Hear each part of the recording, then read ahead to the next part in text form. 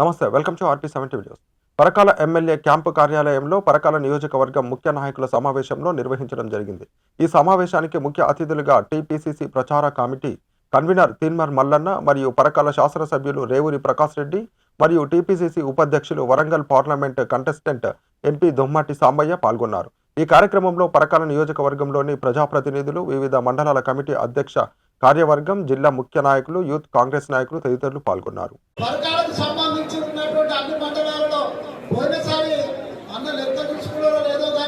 నాకు తెలిసి ఇక్కడ నుంచి ఎక్కువ ఓట్లు వేసినాం మనం మల్లన్నకు.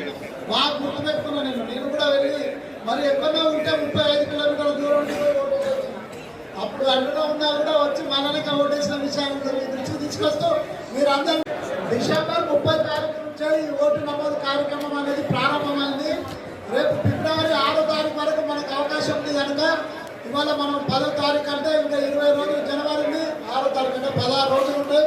ప్రతి బూత్లో ఉన్నటువంటి పట్టభద్రులు ఎవరైనా, అది నాయకుడు కావచ్చు, పురుషులు కావచ్చు, ఎవరైనా అన్న చెప్పినట్టు 2020 నవంబర్ లోపు డిగ్రీ పూర్తయిన వాళ్ళందరినీ కూడా నమోదు చేసి రేపు